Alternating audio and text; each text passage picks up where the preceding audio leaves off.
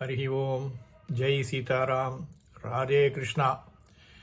அன்பு நண்பர்களே, உங்கள் அனைவரையும் எனது தெய்வீக பயணம் யூடியூப் சேனல் சார்பாக அன்புடன் அழைக்கின்றேன்.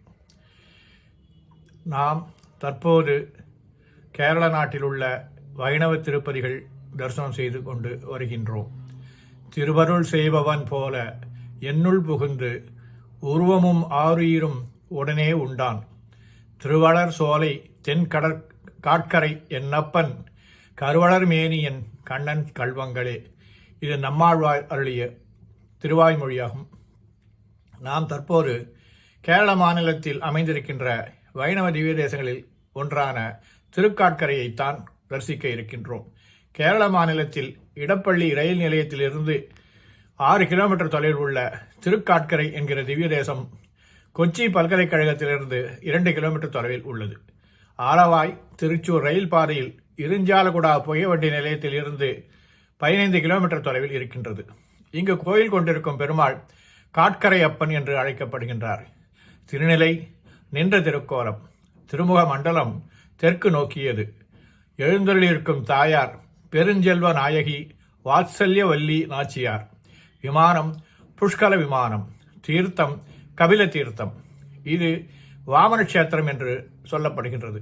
மகாபலி சக்கரவர்த்தியை நன்னி 3 அடி மண் கேட்டு பின்னர் ஓரடியால் மண்ணுலகத்தையும் மற்றோரடியால் விண்ணுலகத்தையும் பகவான் அளந்து 3வது அடி எங்கே என்று மகாபலி கேட்க அவன் தனது சிரசினை காட்டி அதுவே 3வது அடியாக ஏற்றுக்கொள்ளுங்கள் என்று சொல்ல, அதே நேரத்தில் அவனுக்கு ஒரு வரம் வேண்டியிருந்தது.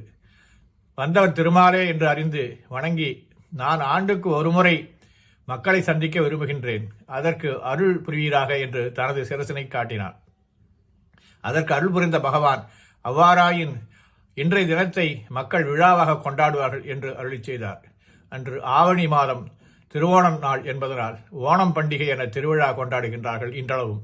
இதுவே மகாபலி மக்களை காண வருவதாக ஐதீகம். அந்த நிகழ்வு நடந்த இடம் இது திருக்காட்கரை என்று சொல்லப்படுகின்றது. மற்றொரு நிகழ்வு, ஒரு விவசாயி வாழை மரங்களை பயிர் செய்து வர நெடுநாளாகியும் அவை குறை தள்ளவில்லை. அவன் வருத்தப்பட்டு பொன் வாழை செய்து பெருமாளுக்கு படைத்தான். பெருமாளின் அருள்நோக்கினால் அவரது நேத்திர தரிசனத்தினால் வாழை மரங்கள் பெருங்குலைகளை தள்ளின. இறைவனின் நேத்திர திருஷ்டியால் உருவான பழங்கள் என்பதனால் அவை நேத்திர வாழைப்பழம் என்று பெயர் பெற்று பின்னர் நேந்திரம்பழம் என்று மறுவிற்று. நம்மாழ்வார் திருக்காட்கரை அப்பன் பெருமாளை 11 பாசங்கள் பரவசமுடன் பாடி மங்களாசாசனம் செய்திருக்கின்றார். முன்னோர்கள் செய்த பாவங்கள் நம்மை தொடராமல் இருக்கவும், தெரியாமல் செய்த தப்பினால் வந்த சாபங்கள் விலகுவதற்கும், நமது தோட்டத்தில் காய்கறிகள் பழங்கள் எல்லாம் நல்ல விதமாக விளைச்சல் பெறுவதற்கும், பிரம்மகத்தி தோஷம் போவதற்கும் இங்குள்ள காட்கரை அப்பனின் பெருமாளை ஒரு முறை தரிசனம் செய்தால் அத்தனை பாவங்களும் விலகும், மோட்சத்திற்கு வழிபிறக்கும் என்பது ஐதீகம். வாருங்கள் அன்பர்களே, இந்த திருத்தலத்தை தரிசிக்கலாம். நன்றி, வணக்கம். நாராயணா நாராயணா